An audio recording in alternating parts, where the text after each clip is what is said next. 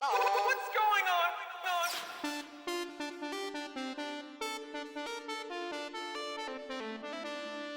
Ding, ding.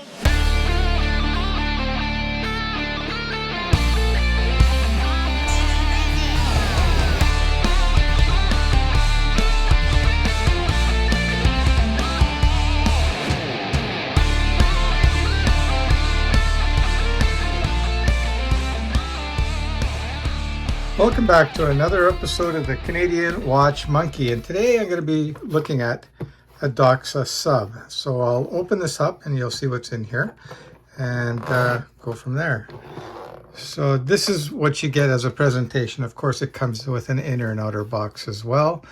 So here is the watch, and it's a professional one, so it's orange. It's a very nice looking watch. Let me just take it off of the display card here. I'm just going to put that down. By the way, that's not the original strap. I do have the original for it. So if you're wondering what the model number is and that, there you go there. And then you flip it over. Doxa, 1889. So these guys have been around for a long time. Probably one of the most famous scuba divers of all time. Jacques Cousteau was very famous for diving and supporting Doxa. He was a Doxa user for sure. Here is the OEM strap, and I can honestly say this is second to none. It's big, bulky, very solid, beautiful clasps. Here, I'll just show you that, how it opens up. So it's got two buttons here, and there you go. And that's a pretty substantial strap. Personally, it's for my liking, it adds a little bit too much bulk to the watch. So I went with a aftermarket strap here. I've got this also in blue as well. And this one is made by Archer. Relatively inexpensive, very comfortable. I'll throw it on wrist with the Archer as well. I also have an aftermarket bracelet for the watch that I picked up. And any 20 millimeter strap or bracelet will fit this watch. Some other goodies that you get with the watch, of course, you get this little cord here, and you get your typical instruction manuals, yada yada yada. Not that you guys are too interested in that. Okay, so as you probably know, I go through quite a few watches, and I try and actually spend a little bit of time with them and get familiar with them and comfortable, so I can give you a little bit more information and detail on my personal thoughts and what I think about these watches. Now, please keep in mind that these are my thoughts, and being around watches for some time now and experiencing a lot, I can tell you that if something is of good quality or if something is not quite right with the watch. But anyway, today I'm wearing my Black Bay 58, which is probably my all-time favorite dive watch, and I've had this for a while now, and if you've seen the video on this, you'll know this one was beat up pretty badly, and I brought it to as new condition. And again, I'll just mention to you, it's got an aftermarket bracelet, and the way you can tell is it doesn't have the faux rivets on here, no fake rivets, which I really like. So yeah, but anyway, I'll get that off my wrist. I will throw the Doxa on my wrist right away for you guys. I know some of the channels, they like to keep you in suspense, so I'm not that guy, just calling it like it is. And you'll see what I mean. Like, this strap here works very nice with this watch, and it cuts down the bulk. You can see how thick that the OEM or the original strap is. And like I said, the quality of this is extraordinary. It's so good. But this just, to me, is more comfortable, more usable, and it's very easy to take on and off too because it has the quick release pins. Okay, so let's get into some of the details on this watch, the Doxa. It's a relatively large watch. It's thick. It's not really super large in the whole realm of dive watches, but I'm going to give you the actual measurements that I do here. So let's measure this up. So you can see there, it's a reasonable, I'm coming in at just 40.6. And the more important measurement, if you guys aren't aware, is the lug to lug. And that's coming at 47.7. So that's very reasonable. If you compare it to the Black Bay 58, or actually, you know what, let's just compare it to this. This is another great watch that I'm going to be doing a review on, is this Squale or Squale. And this is a 41.5. So this is even slightly larger than the Doxa. And you can see that the Doxa is also shorter too, from lug to lug. The thickness on these two, you know what, the strap is kind of in the way. So let's call it 15.4. The strap is what? It adds 1.2 or 2 millimeters. So I would say that's, you know what, I'm going to do this properly for you guys. All right, let's do this right. Okay, so the width, the thickness of the watch, sorry, is 12.8. On the Doxa, I'm guessing is quite a bit thicker. And it's 14.3.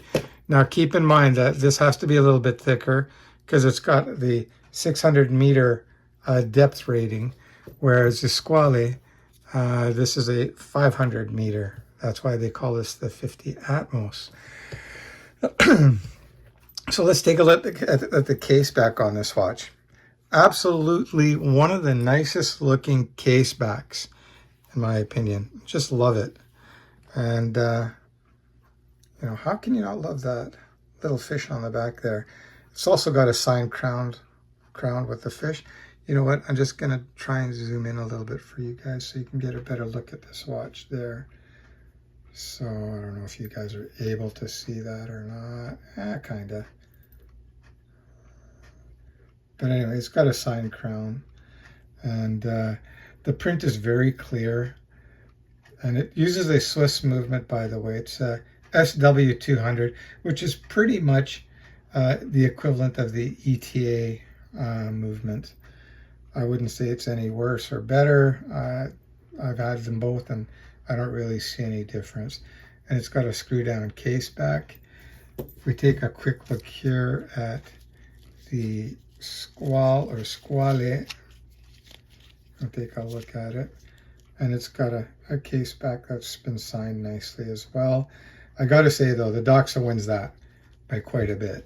The Doxa is very nice. Let's check out the bezel action on the Doxa. Very solid, very firm, very easy to turn. I've got no issues turning it whatsoever. Let's check the pip alignment. And that's pretty bang on. All right, so the pip alignment there is good. You can get different color bezels and dials as well. The Doxa is kind of famous for very stark colors, and they're kind of a matte. They're not very shiny. Here's the Squale. Let's just compare the bezel action on this. You can see the Squale is way more clicky. And the bezel alignment on this I know is pretty good too. So there you go. By the way, these are both running the same movement, the SW200. So it's really good. And I'm going to throw this on the Timegrapher for you guys as well so you can see what it runs like. And I'll just show you kind of, this will give you an idea of what the Doxa looks like on bracelet. It's not the most precise way, but gives you an idea. And I think that looks really good. And these bracelets aren't horribly expensive. If you check around, you can find them. Usually, typically, a decent bracelet is going to run you about $100, up or down, depending where you get it. All right, so let's throw this on the Timegrapher. I've already set this Timegrapher to the 50 degree lift angle. I'm just going to have to move that around a little bit for you guys. So there we go. Okay, that's much better. All right, so let's see how she does. Okay. All right, so right now, it usually takes a couple minutes, about a minute or two to settle down after you've put it down or whatever. So we're running at plus 12 right now, which I'm not really happy with. It should be running a little bit better than that, I would say. I could run it on my demagnetizer to probably bring it down. Yeah, plus 18. The amplitude is good at 282. The beat error is okay too at 0.2. Yeah, you can see it's already starting to settle down now. And this is kind of the thing that you're going to notice with watch movements. The better they are, the quicker they will go to the base timing that was set on the watch, and more precise. That's why they got different like Kosk and Metas testing in that. Like the Black Bay 58 here, when you move it to different positions for testing and that, this in theory should do much better than the Doxa and the Squale. But both of these are respectable. Okay, so you can see now we're getting down to plus 6, which is very good. I've got no issues with that whatsoever. So that's great. And you know what? Let's just check one more angle, just for the hell of it, and see what it does. So, okay. So again, give it a second to adjust, and I'll get the Squale here to check as a comparison to for you guys. Okay, so wow, the Doxa is doing very nicely at plus 5 right now. Okay, I'm just okay. So that's pretty decent. I'm just going to pause that for a sec. Let's check the Squale out and see how it does. By the way, I would say for quality wise, these watches run head to head. They're both really good quality watches. The Squale is a little bit more affordable than the Doxa, but not by much. Buy what you guys like. Don't, just don't buy a watch because some viewer said it was better or more, more awesome. Whatever you want to say. Okay, so here, let's do the Squale now. And we'll see how it does on the Timegrapher.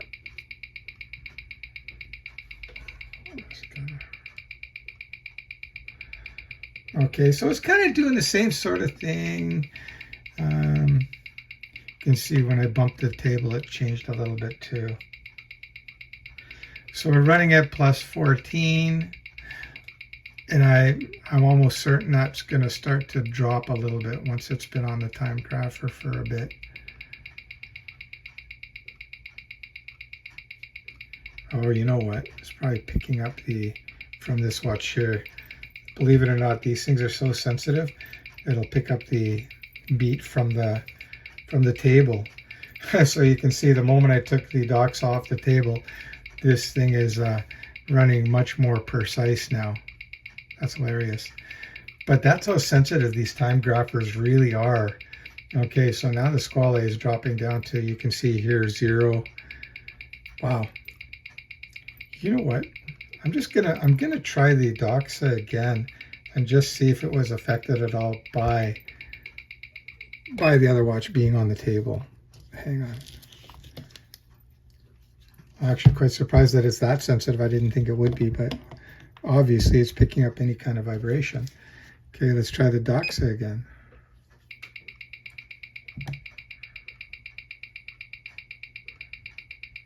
Okay, the Doxa's, well, you see there, it's already running not bad at plus 6. And let's just turn this down another degree.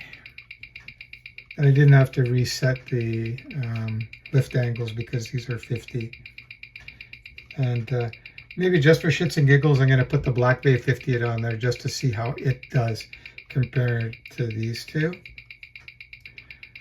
All right, so it's not doing too bad at all. Okay, so let's get this off.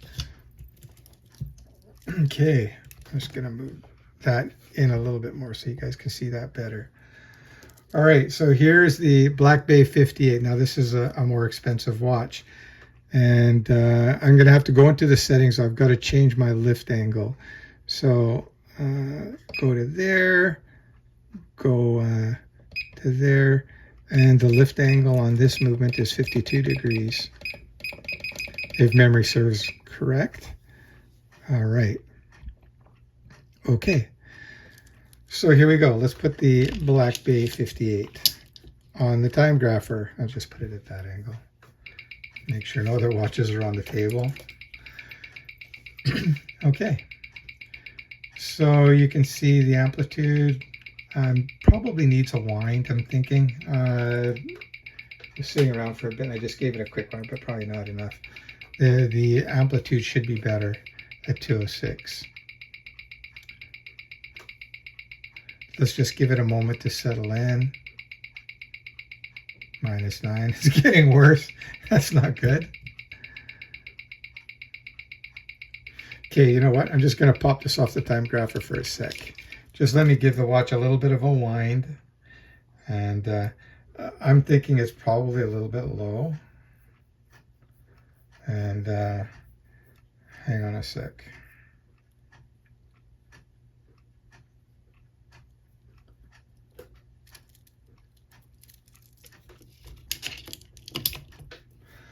All right, let's see how it does now with a little bit more of a wind. Okay, so you can see the amplitude is already up, so it did need a wind. And you can see now the beat rate is much better. So yeah, you've got to make sure that when you're putting on a Timegrapher that the watch is in a good state of wind for sure. You don't want it running low. And I had a feeling it was low on wind because of that amplitude.